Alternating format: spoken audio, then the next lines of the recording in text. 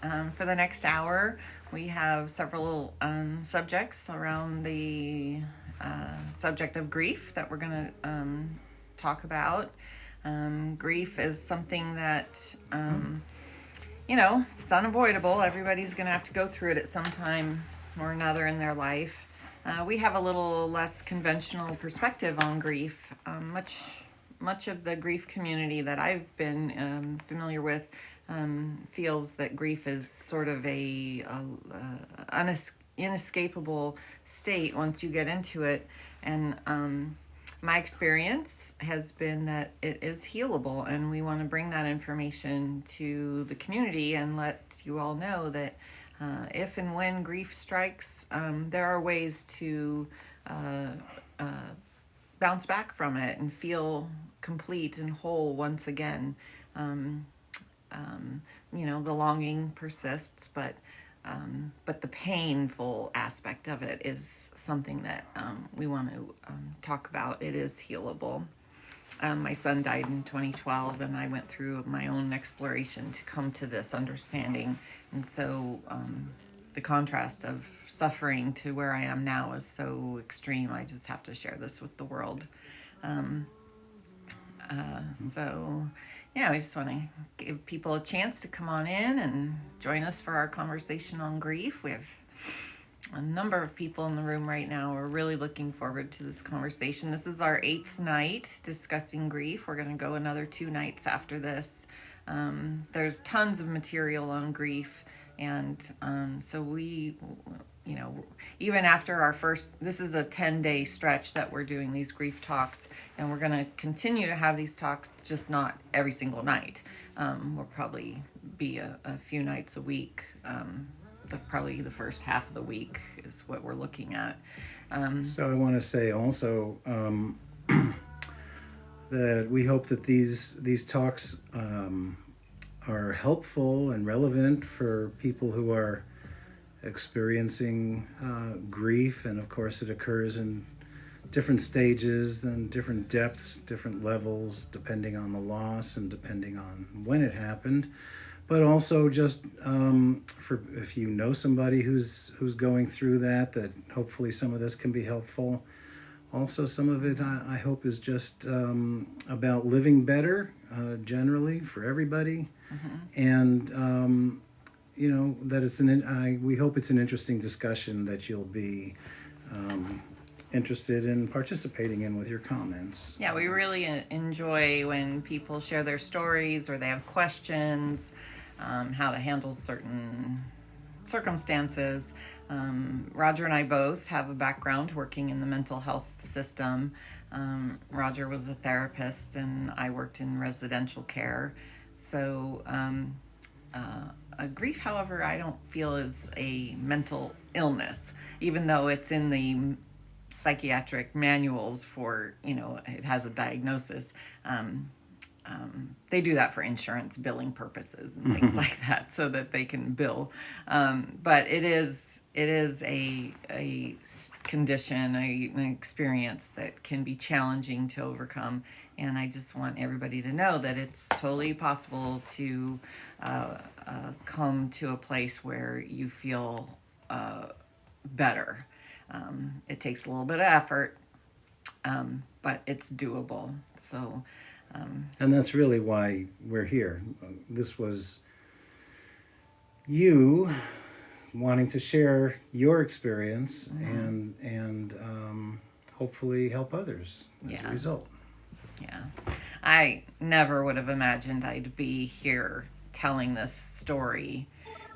The many years I spent in deep suffering seemed inescapable, and to be here sharing this information that I learned through reading books and expanding my knowledge base, and experimenting with the things that I read, trying things out, finding out what things were helpful and which things were not helpful, was all part of the process. And so I'd like to jump in and discuss or raise the subject of one aspect of grieving. We've been talking about the subject of one aspect of grieving. We've been talking about the need to express the feelings, the deep feelings that go with grief, rather than trying to stifle them or run from them or hope they go away or quell them with substances or what have you. And again, we've discussed how all of that doesn't make you a terrible person. It makes you normal to want to do that, but it's not a permanent solution to try to run from it. And what we're talking about is accepting the feelings, the deep feelings, and allowing them. And we talked last night about how you really know when you're getting down to some deep and subconscious feelings when things come out of you that you didn't expect or know were there. And I can just share from my personal experience. Years ago, I guess I was in my 20s, I had and I think early 20s are a particularly hard time for guys in relationships when there's breakups. I've seen that again and again when guys get really overwhelmed with the breakup of a relationship in their early 20s. But there I was going through that, and thankfully I encountered a form of body-centered psychotherapy that allowed for full self-expression, full expression of deep feelings. And I was dealing with the relationship, and I found out a couple of things. First, I thought I was just sad, and then after that sadness was fully expressed, I was quiet for a moment or two, and then I realized I was furious. I was really angry, and I had no idea about that. But beyond that, I also found out that I was very tied into my mother's death, which had occurred just a couple of years prior, and that I was connected, that one was related to the other, that this current loss was touching in me a lot of sadness, not only about the death of my mother, but the way I held that death and what I thought about that. And it was like, this deep-seated feeling of hopelessness. It's like, oh yeah, don't get too attached because they all leave, they all go away, and here we are again, and it was it was kind of messed up. So even though it wasn't a death, it was a loss that reminded you of your previous and loss. so it might as well have been the death, because really I was grieving more for the loss of my mother, which I hadn't done very thoroughly at the time that she died. This seems to be a common thing, that pre-existing things can trigger your grief to come back over and over and over again. Yep. So somebody said, can I ask you something? And I don't know what the question is, but yes, please ask questions and please make comments as we discuss. We will scroll through all the comments and respond to all your questions. That is one of the best parts of getting together with you all. We really love the question and the interaction. So I think you had an example of someone you knew who had similarly had where their grief in a particular situation turned out to have been connected to a whole lot of prior experiences. Right. So I know someone who had an experience where her father had left early in her life as a younger child, and experiencing that sense of loss, just having somebody abandon the family, felt really bad. And and then as she grew, relationships ended, and somehow she got into this thinking pattern that her life is all about being abandoned, and so her mother died, and of course that sensation of abandonment came up again, and she was really in a rough state and suffering pretty badly. And sometimes when we're suffering, our behaviors get kind of out of whack. And anyway, she ended up doing things that offended her family, and then her family became estranged from her. And so now there's that trauma, like reinforcing the story, I'm always being abandoned. and then later on, she's doing better in life, she's feeling a little okay, and then a friend betrays her, and she's like, what is going on? But these other, the family becoming estranged and the friend betraying her, brings her back to the previous suffering. My mother died, my father left when I was young, so these repeating experiences are really powerful, but we can recognize them, I guess, and a lot of it feels like betrayal, like God betrayed me, Life betrayed me. yeah, the world betrayed me. You almost become hypervigilant, like, okay, I need to be on the lookout for these betrayals, right. And so now you're not even living well, you're kind of in a state of high alert. Yeah, which is a stress state, not healthy for the body at all. Right. So I need to avoid being betrayed at all times. Yeah. So you can't relax into just living your life very well when you have that in the back of your mind the whole time. And when you've been betrayed and you become hypervigilant to, you want to protect yourself from further damage. What else is going to come up that's going to, reopen this wound of this loss, and you get kind of, focused on kind of judging everything. Like, I have to assess my environment constantly to make sure that I'm not going to suffer another betrayal or another, repeat of the past trauma. And so we start judging everything to, sort of as a protective mechanism to make our life feel safe, So when things happen, we label it, we judge it. Is this good? Is this bad? Is this allowed in my life?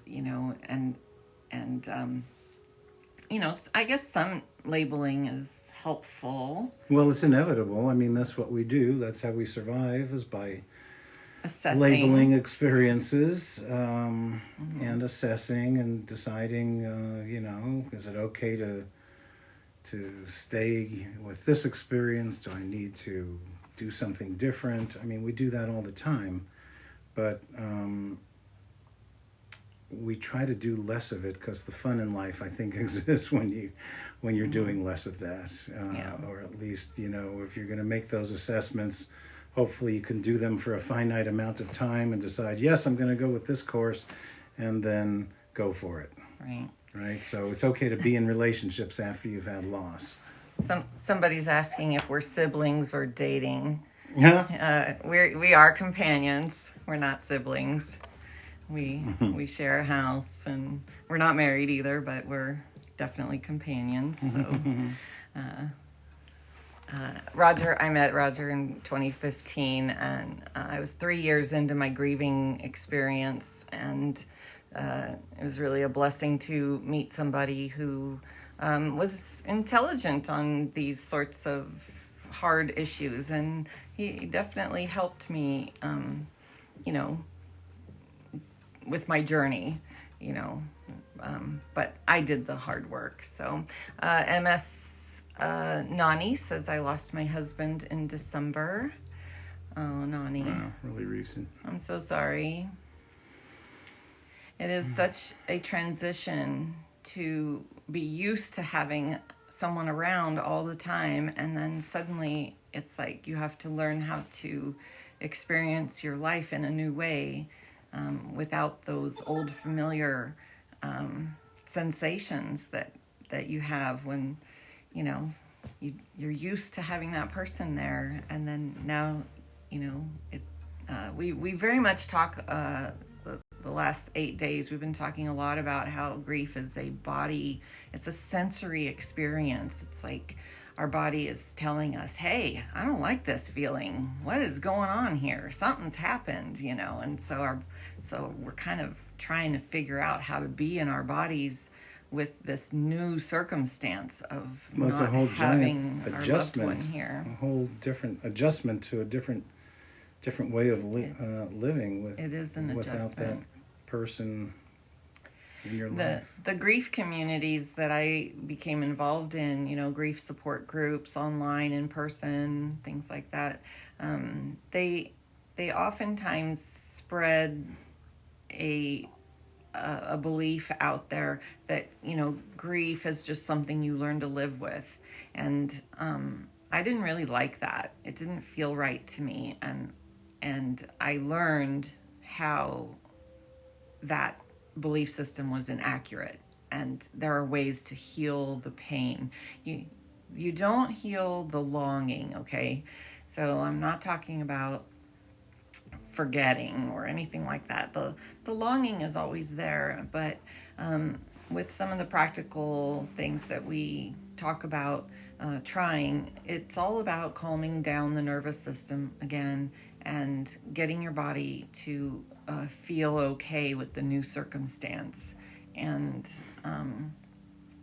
so in that sense, the painful, stingy, achy grief is the thing that is healable, but the longing and the love both will continue on. It's scary being alone. I've had medical issues since he passed. This is a really important point. Thank you for bringing that up, because we know science will tell you that stress can cause illness, and physical pain, physical diseases can come up after a loss, and it's the body basically saying, "Hey, pay attention. Something has happened," and there are emotions that need to be processed, and but it's totally it's a thing that can be reversed. There's a great book that I read as part of my journey. It was called You Are the Placebo, and it talks about how our thinking and our emotional state can influence how the body works. And if it's working in a healthy way, a lot of times that's when we are in a really healthy state of mind. And when our body is falling apart, it's often at a time when our thoughts and our emotions are kind of falling apart as well. So it's a great book called You Are the Placebo. So a placebo obviously is most commonly thought of as a drug that you're administered, an empty drug, like an empty sugar pill or a sugar pill, something that isn't really the drug, but they tell you that it is the drug or could be the drug, and it's going to make you feel better. It's going to change, it's going to affect your illness. We're giving this to you because of this illness you have. Or you may not know, I guess, in some of the studies they do. But anyway, what's been discovered, and this is well known, is that taking the placebo can very often alleviate the symptoms that they tell you this drug is supposed to treat, whether it's depression or some physical ailment or something. That taking the pill, taking the sugar pill, the empty placebo, makes you feel better, and people literally do get better.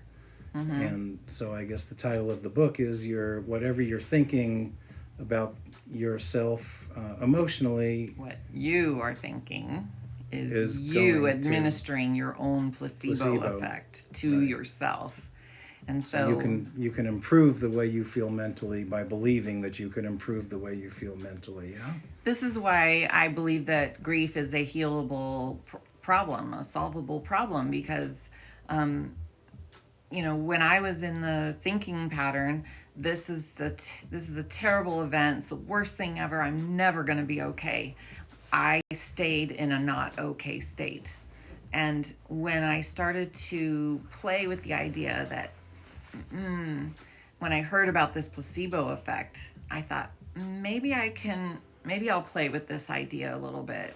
And Sandy, you want to hear my story? Yes, I will tell you my story. But anyways, I started to play with the placebo effect and started to entertain new stories that, maybe this isn't the worst thing ever. Maybe there is something good that's going to come from this. I don't know. And so I administered my own placebo to myself, and it worked like magic. It was an exercise of the mind, day after day after day, working on my thought patterns. And eventually, my thought patterns started to make my sensory experience feel better. Sandy asked what my story is. So basically, my teenage son, Garth, he was 17 years old. He was just a beautiful, normal teenage boy. Went out fishing one morning. He ended up climbing down a canyon wall, a rock wall, to access the river down below. And he had climbed out once to go get his fishing gear and climbed down again, and then climbed out to leave, and then realized he left his car keys down there. So he had to climb down a third time that day, and his friend was waiting up above for him to go get the keys. And so nobody saw what happened, but somehow or another, on his third descent down this canyon wall, he fell and hit his head down below on rocks, and passed away before any ambulance could arrive. They were in a remote location, reasonably remote. So he passed away at age 17, and I went nuts for 8 years. I was not a well person at all. And it was really rough. I tried all the things, counseling, medications. Somebody gave me paid for me to go get taught how to do tapping, which is like this sort of unusual. I did tapping. I mean, I was desperate to just try anything. Like, something has to make me feel better. Something has got to be out there. And I'm really thankful that I had that sort of urge to find the something that must be out there. And ultimately what ended up happening is I did get off the medication, and I was able to experiment with certain fungi, if you know what I mean. Fungi. That was really helpful in helping me establish a new baseline of what feeling good felt like, because I had completely forgotten what feeling okay felt like. And so that kind of introduced my goal. This is the feeling I want to get to in my real life, when I'm not consuming certain fungi. So that was just a small part of it. But ultimately what ended up happening is I learned about meditation and breath work. And I learned primarily from Dr. Joe Dispenza. He's written several books. He's the author of that book, You Are the Placebo. He also wrote some other books, Breaking the Habit of Being Yourself, Becoming Supernatural. I also read Eckhart Tolle, The Power of Now, because being in the present moment was a skill that I had to develop, and so his book was helpful in having me develop that skill of really understanding what that means to be in the present moment on a practical level.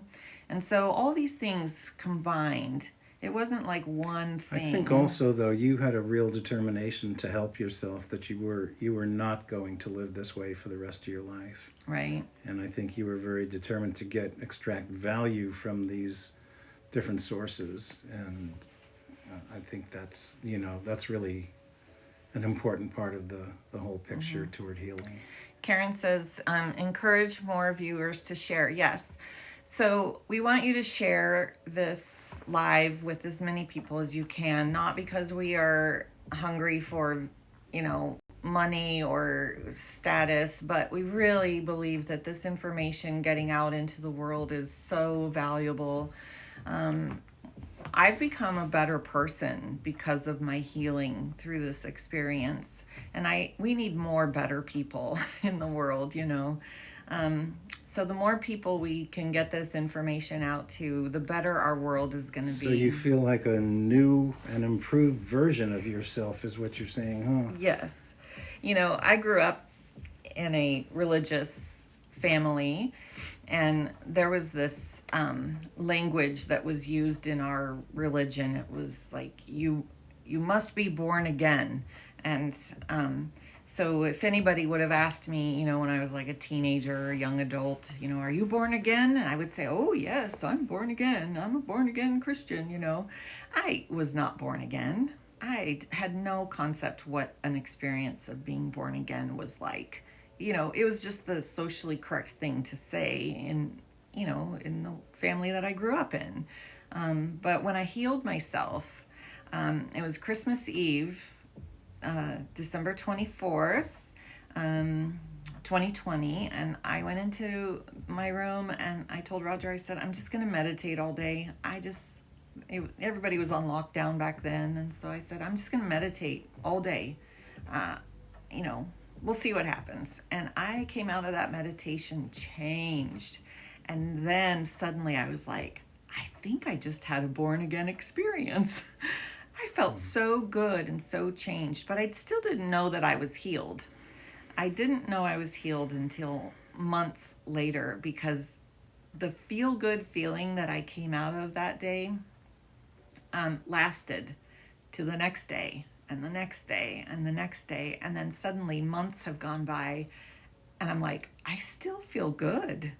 Like, this is the first time this good feeling has lasted beyond, you know, an hour, you know, because I would meditate and feel good for an hour or a day or something, but it never lasted long term. But I kept doing it, and now it's been over 3 years, and I'm still enjoying the healed state. I mean, my life is not perfect. There are things that bum me out, and I get upset, and I get emotional and stuff, but I bounce back so much better now.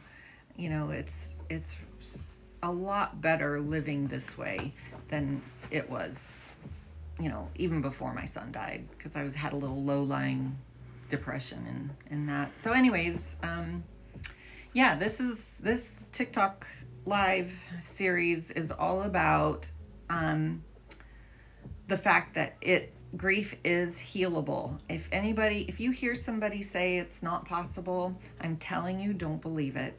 Do not believe it. It's possible to heal these deep, painful experiences.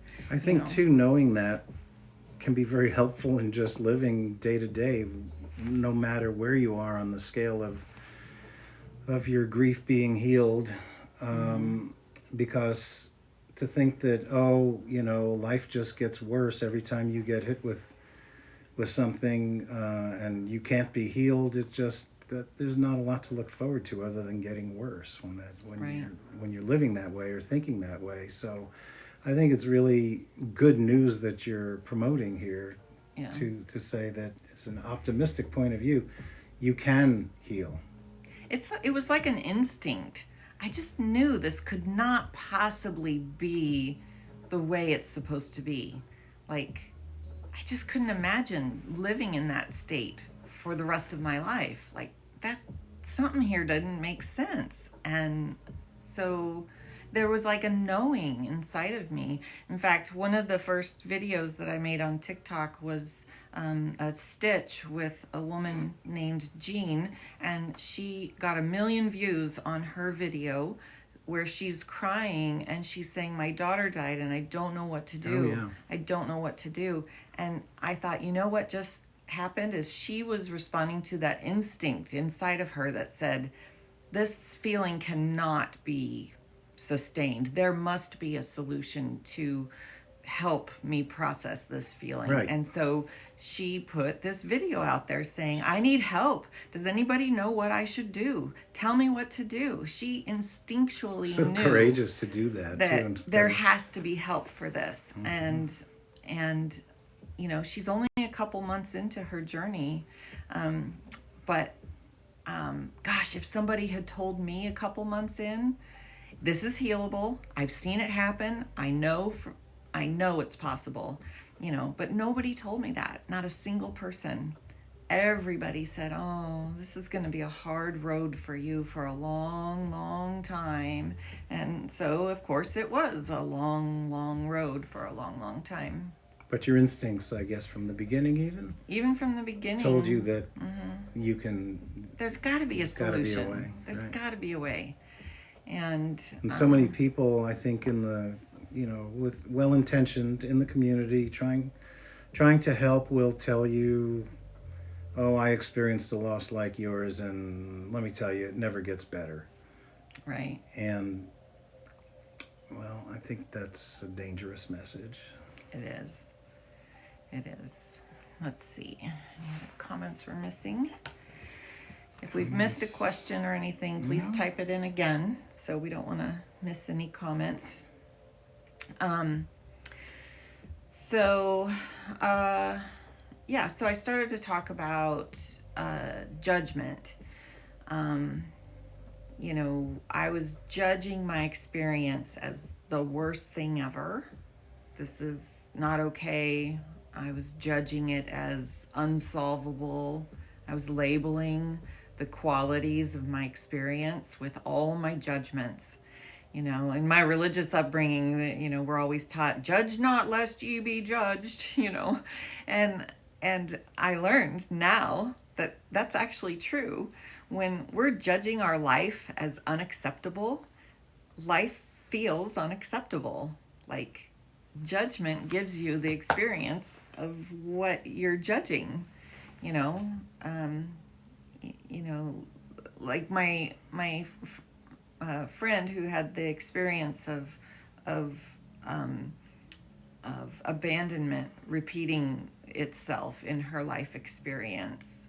It's like she judged her life as full of the potential for abandonment at all times. Okay, so she kept experiencing abandonment. There's this strange phenomenon that the way we judge and label our life experience is somehow linked with the quality of life that we keep getting. Have you ever had an experience that keeps repeating itself? Like, what's that, Groundhog's Day? Yeah, right.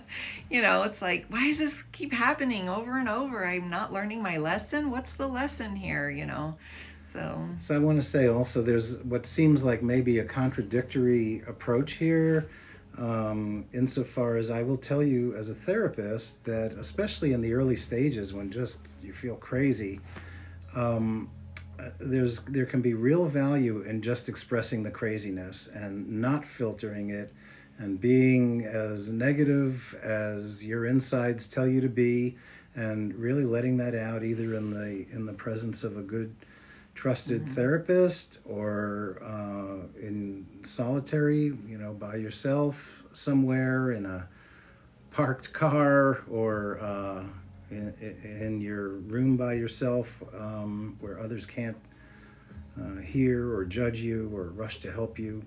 Really letting the craziness and the anger and the grief, letting it pour out of you and see what you can learn from that. And very often you do that and you complete the experience and feel better. And, that's a permanent change. But then there's also this other level where, there's can be a kind of ongoing worry and ongoing anger, ongoing resentments or whatever. And the stuff that you haven't dealt with like fully and that's still with you, yeah, I think on a day-to-day basis, we also have to monitor ourselves, and you're much better off feeding the positive side of you. There's that old Cherokee parable about the boy consults his grandfather and says, "I have two wolves inside of me, and one is virtuous and good and kind and happy and has all these positive values, and the other one is negative and angry and resentful and hurtful and aggressive and hostile, and I don't know how to deal with this conflict inside of me." And the wise grandfather's answer was, just feed the one whose presence you want more of in your life, and don't feed the other. And I think I think it's a really good approach. It's like, it's really hard to just flip the switch on that stuff and say, oh, I'm going to be a positive person all the time, but maybe just not feeding the negative. And and take advantage of the positive when it's there, so that and then it becomes more habitual. Neural pathways in your brain are developed with repetitive thought processes. So you can develop, you can tear down an old highway in your brain that is no longer serving you, and you can develop a new superhighway in your brain that will serve you. But your brain has to practice it over and over and over. And so it's called neuroplasticity. And so our thought patterns. So through practice, like anything else, we practice our thoughts. Right. And it's like practicing a skill. Right. Or practicing at a sport. The more of it you do, the more it becomes habitual, the more it becomes muscle memory, the less often you have to apply your conscious thought to how to do it.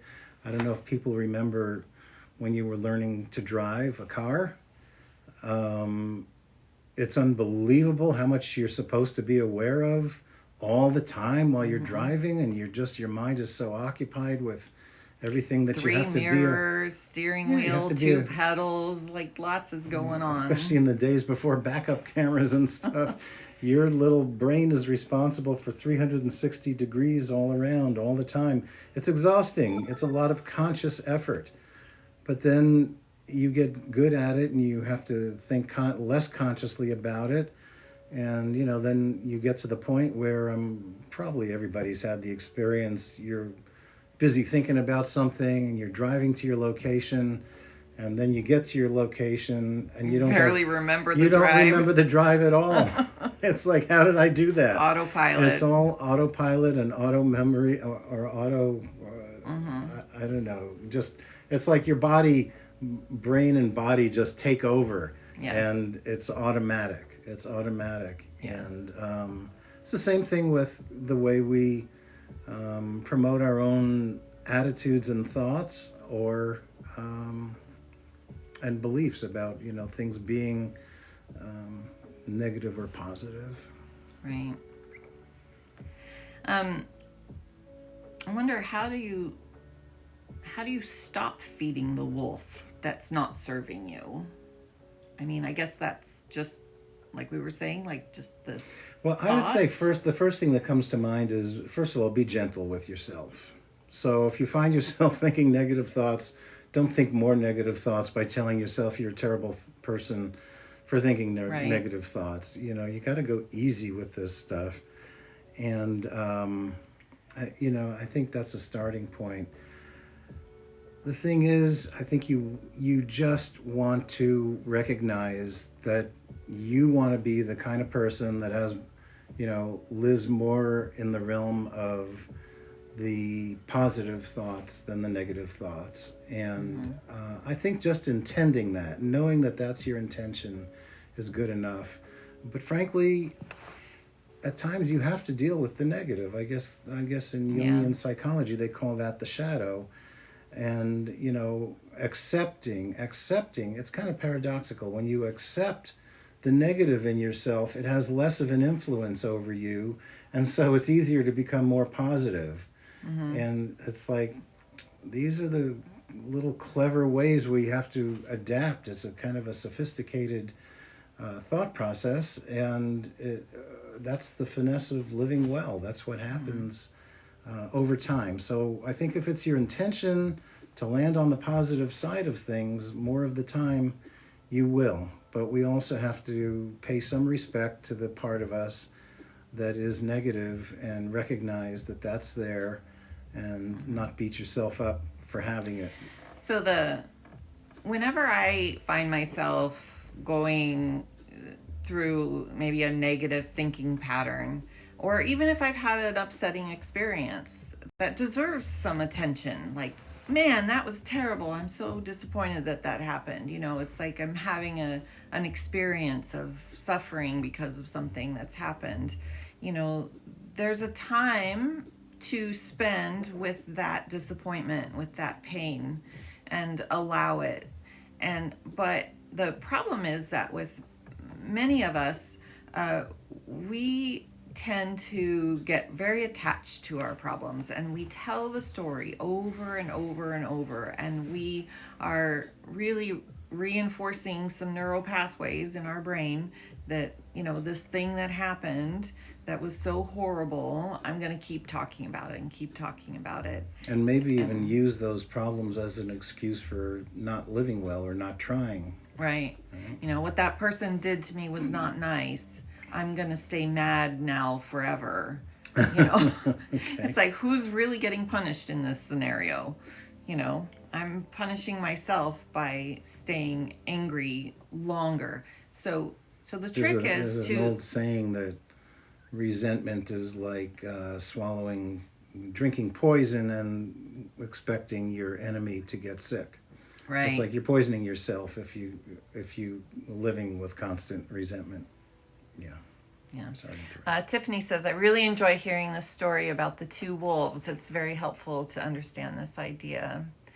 I thought he was sleeping. I don't know what that means. Oh, maybe your wolf was sleeping? I don't know. Yes, analogies are great. Great stories to help us understand ourselves. I had what I called the grief monster that lived inside of me when I was in my 8 years of deep suffering. You know, I was very clear that You called it that? I The called grief it the monster? grief monster. Wow. Because Well, good for you for labeling it, you it- know? I'm like, I would be going along on my day and be like, okay, I'm doing good. I'm doing my job and I'm doing this, and, you know, I'm doing okay. And then all of a sudden, roar, like something would trigger it, like we talked about earlier. Yeah, I just want to interrupt that for a second, because I think calling it something, having a name for it, the grief monster, at least you're not identifying with it completely. It's like, oh, that thing just happened to me again, rather than say, oh, yeah, the truth just came out of me again. I'm really in grief. You know, it's like, no, the grief monster reared its head. Yeah. Yeah, that's Yeah. really cool. It was, I mean, I also identified, I kept telling myself, I'm a grieving mother, I'm a grieving mother, I'm a grieving mother. And so that neural pathway was getting built Did you into a introduce super yourself to highway. people that way? Hi, Yeah. You did. Yeah. Like it was really weird.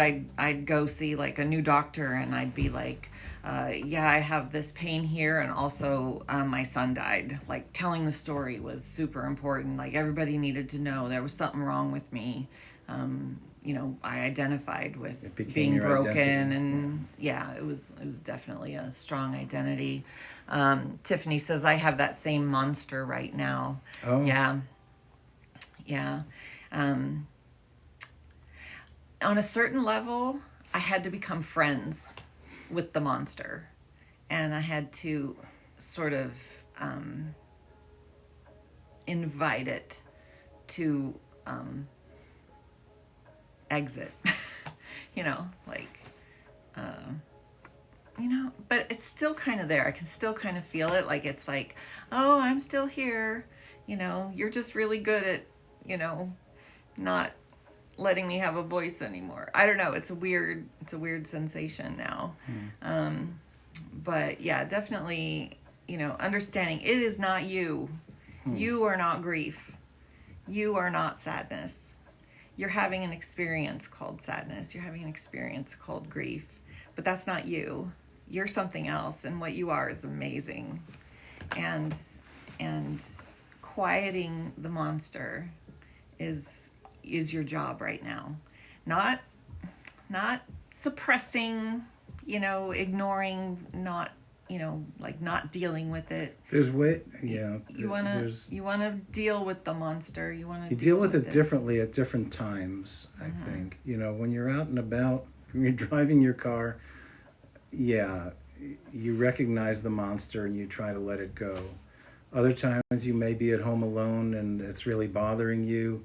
You may want to sit down and just write out everything that it's telling you, everything that it's saying, just without censoring it. Or you may want to vocalize it or give voice and body to what it's trying to express. So there's different times for dealing with it in different ways, and it's all useful. Learning how to relax on the negative and not feed it is really important. And then at other times you want to just allow it to come out, and you choose when and where. Christy Marie said that when her husband died, she wanted to run away from that identity, and she even moved to a new town. I moved to, I quit my job and moved to Maui for, I don't know, year and a half, less than a year and a half. And that was rough because she I had says to thanks come for and sharing visit your you story and with spend us. time in Hawaii. Actually, Christy Marie, if you all are not following her, I follow her, and she has some beautiful things to say about developing your own self-awareness. And self-awareness is a big part of healing grief. And so if you like material about self-awareness and consciousness and just self-care, she's got a lot of nice material there. Who's that? So Christy Marie, I think that's her. Yeah. I think that's the one. And Tiffany. Thank you for all your support. I've been here the last few nights and I'm feeling better. Oh, that just makes That's my gratifying. heart sing. Yeah, that's really nice. Thank you. Thank you for using what we're presenting here, for using it that way and helping yourself to feel better. And that's really great, because if we can have that kind of an effect, it's great. Makes this it's what we hope for. I look forward to this every day. It gives me hope. Yes, please, share our material. If you want to do a stitch with one of our videos, we really want this information to get out there, that grief is healable. That's the main theme, is grief is healable. Don't listen to people who tell you otherwise.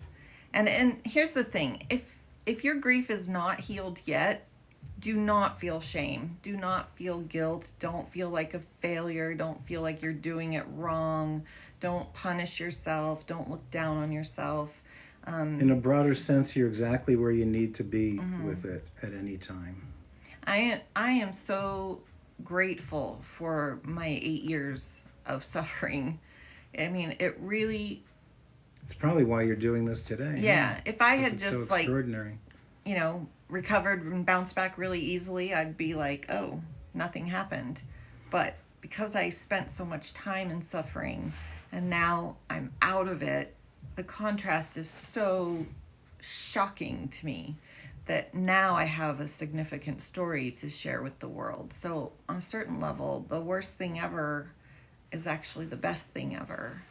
I get to be here sharing what happened and how good it can be.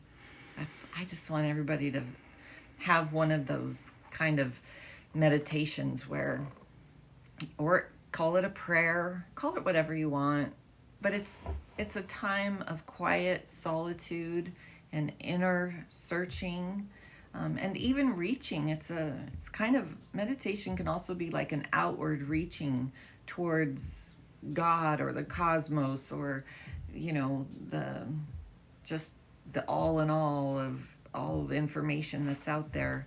But it goes way beyond just the mundane being consumed with grief moment by moment, huh? Yeah. It's a much broader view. Christy Marie says, I love topics that are real. I feel like we need to talk more about our our rawness, raw emotions. Yeah. Yeah, so thank you. Thank you. We hope meditating. That to engage with people like you. Tiffany started meditating since you started talking about it, and changing my thought patterns on grief. Yeah. Wow. Many years ago, I used to smoke cigarettes. I know it's hard to believe. But I did. And there came a day where I was like, you know what? I'm single. I want to attract a wonderful man into my life someday. And I think I need to smell like an angel. I need to taste like an angel. And so I started developing this neuro pathway in my brain that said, I wasn't quitting smoking for health. I wasn't quitting smoking for money. I wasn't quitting smoking because it was socially unacceptable. I was smoking money to taste and smell like an angel and attract a man who can appreciate an angel. And so I kept Wow. seeing myself as I think this. you're an angel. You do. Oh. So that was my brain hack. I just repeated to myself, I love being smoke free. I smell and taste like an angel. I love being smoke free. I love smelling like an angel. I love tasting like an angel. This is like, I am angelic. And I just created this thought pattern that was it sounds a little silly, but I was successful and stayed successful. And I had tried quitting other ways before, but a new thought pattern about the problem, about the solution, developed the neural pathway in my brain that solidified the decision. You want to hear how I quit smoking? Yeah.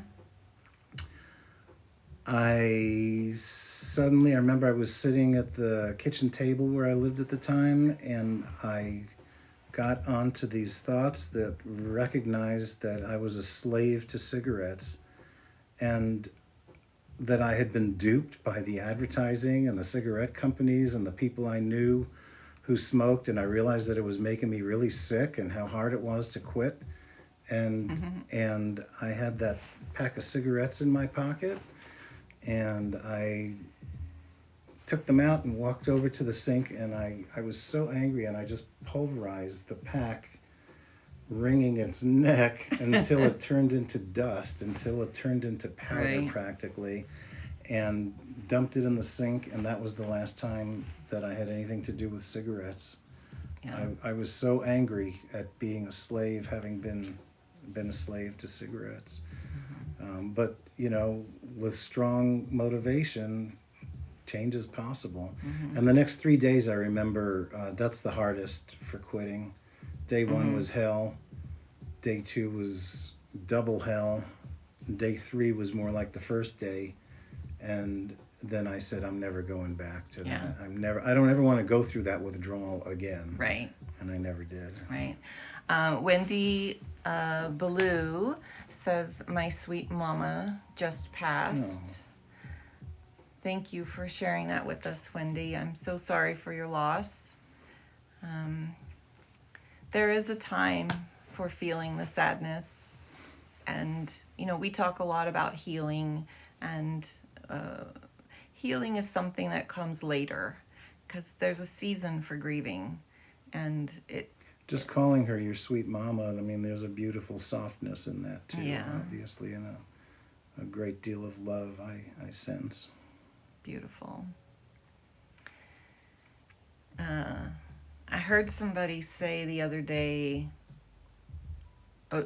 she was told by some people, your loved one doesn't want you to be sad. Your sadness makes them sad. Oh. And I was like, oh, that's terrible. And I just want everybody to know your sadness does not make them sad. That is a lie. They are just fine. It's kind of like beating yourself up for being sad, huh? Yeah, it's a terrible thing to say to people. So, developing critical thinking skills while going through a grieving experience is a really good thing to work on. To start asking questions when people say things to you, like, does that make sense? Is that logical? Well, I think if you keep in mind, be good to yourself too. Start with the premise, you're okay. No matter what, your intentions are good. Oh, Elle says I'm crying right now. Oh my God. If you'd like to share what that cry is about, we'd love to be with you in that experience. Tiffany says that's amazing.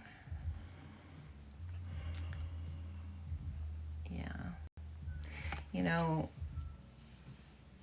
people are, the things that people say to us when we're grieving sometimes don't always make a whole bunch of sense.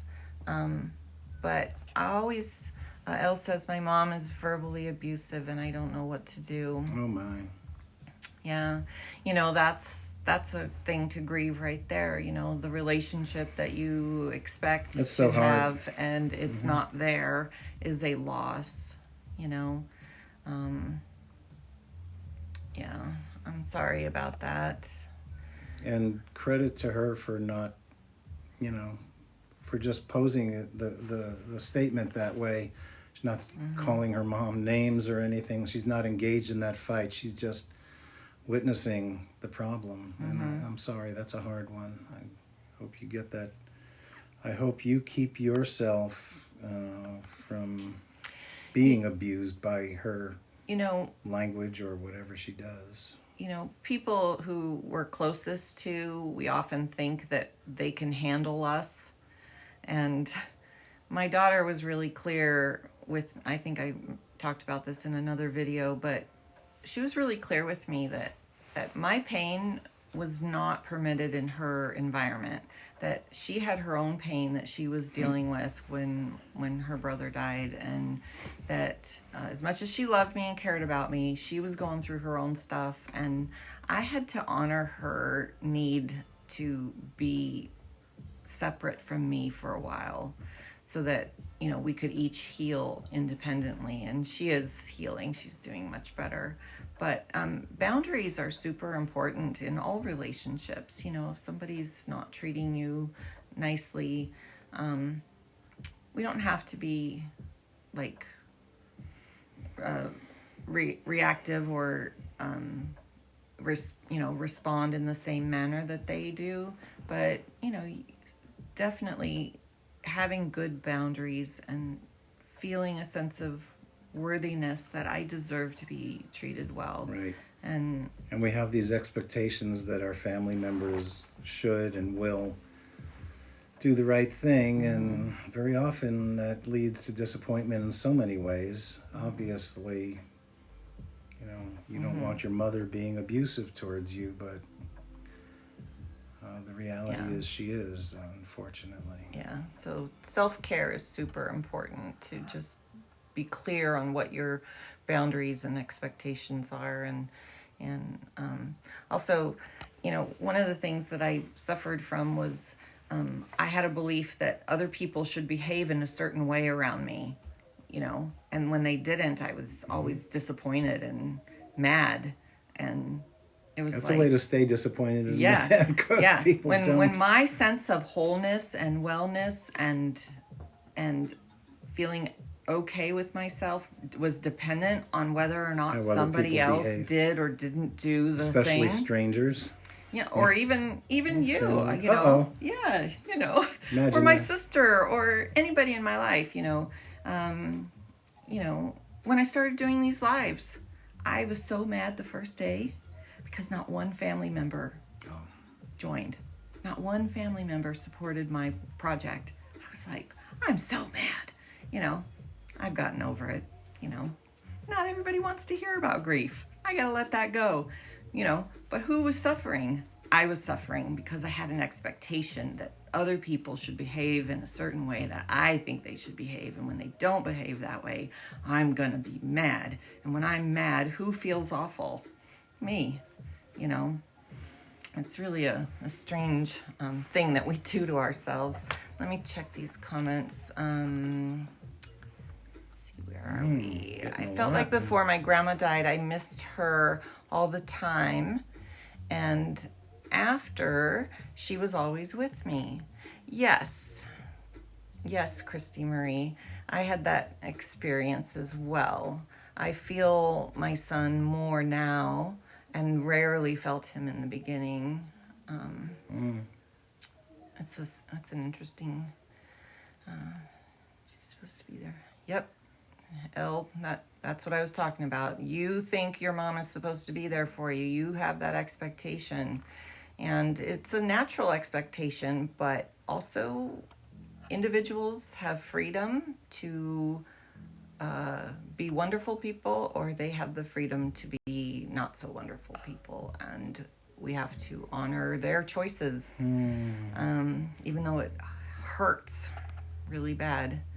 I would just say to Elle about her mom not being there for her, that she's supposed to be there for her. It's really hard to accept that that she's not, and I hope that you have some support, whether it's a therapist or a good friend or somebody who you can talk to about that. Yeah. And I hope that gets easier for you. We can't expect others to change. I mean, we can hope, but the adjustment is for you to feel better no matter what. And I guess there's a life lesson in that for you. And it's a big one because it's your mom. Tiffany says, I'm thinking now it must be possible then to feel better someday, since you do. Good. Exactly. This is why we're doing these talks, because whenever we have a convincing testimony or a or testimonial, it gives you hope, you know. And when I started to consider the possibility that I might feel better, that's when magic started happening in my life. You know, books were mentioned that, oh, you should read this, or you know, different things came into my life. There was a huge assortment of interesting things that happened, and but I was very curious, and I'm kind of I wanted to experiment and try everything. I mean, I was trying from the very beginning to see if something would help me feel better, but when I really started thinking I'm gonna figure this out, then I started to figure it out. So yeah. So we have a few more comments to get through here. It is Sorry hard about when your your mom loss. is not there. Yes, it is hard. These Greetings. are social constructs. So, like, We're about out of time too. when your mom's not there, you know, she's supposed to be there, because socially we're taught that our mothers are supposed to be there for us, and then when they're not, it's like our world is having a meltdown, kind of like when my son died. You know, your children aren't supposed to die before you. You're supposed to die before your children. And so we don't really talk about, you know, what's going to happen if those social norms are not your story anymore. You know, what are you going to do to, you know, get a sense of normalcy into your life when your life is not normal? And the trick is changing the story. You know, it is okay for my son to die before me. It's not my preferred thing, but I'm going to be okay. And hopefully you get to the point where it's really okay with you that your mom is the way she is. Right. You know, they say hurting people hurt people. And so on a certain level, we can have compassion towards mom, you know, that for whatever reason she didn't develop the skill set that was necessary to, you know, bond with the child. Sometimes we have to grieve relationships even when people are still here. Absolutely. And where are you? Yeah. That's interesting. Okay. My nephew passed away at age 12. Yes, when a young person passes away, it is one of the really tough ones to kind of bounce back from. But I am proof that it is possible. But again, there's no rush. There is a season for grieving and for feeling the full emotions. A tree fell on him. Oh. Yeah. Crazy stuff like that. It's like, what? How does something like this happen? You know, with my son, he had descended down that canyon wall twice that morning. Why? What happened on the third time? What kind of crazy, is that? It's like, it's so hard to make sense of these insane, crazy things that happen. Just a side note, we got greetings from Uganda up there. Oh, Isn't that wonderful. amazing? Just From amazing. Uganda. The miracle of all this The technology. miracle of the internet, connecting the world, the oneness of us all. Isn't that amazing? All the love to you. So, Okay. Thank you. We're at time. yeah, we had so much on our list and we didn't really get to all of it, but I'm okay with that That's why because there's this tomorrow. interaction is just precious, and I'm so thankful for each one of you that have come and shared your story and been vulnerable with us and with each other.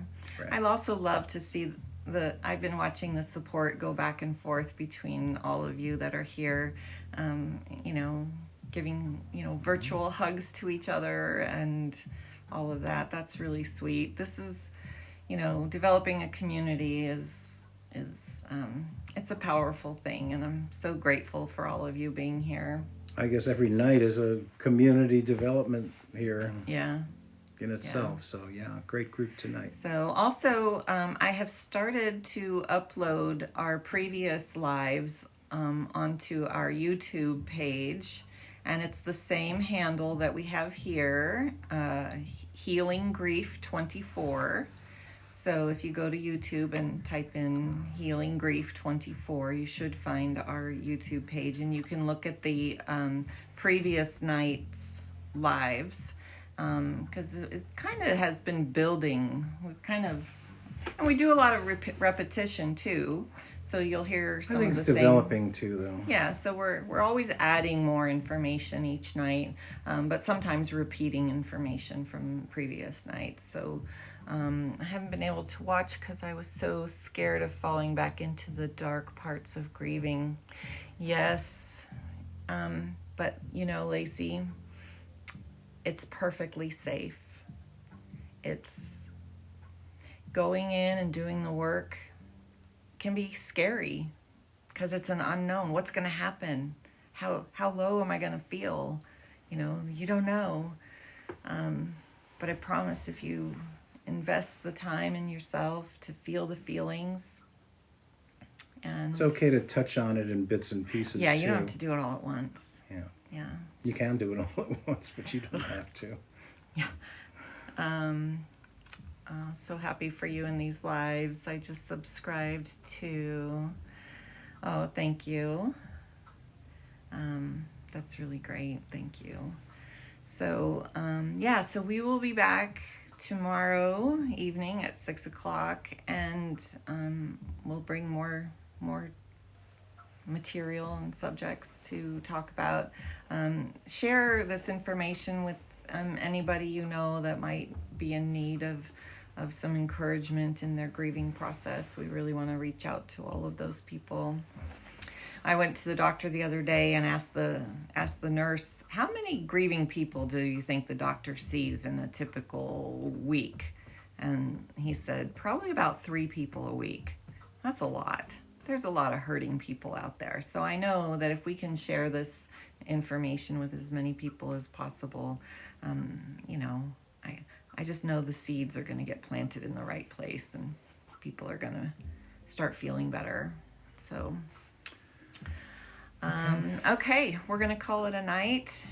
We'll see you again tomorrow night. Thank you again for joining us. Just realized it was just the opposite. Not connecting keeps me in those dark. Yes, good job. Good job. All right, good night, everybody. Night. We'll see you tomorrow.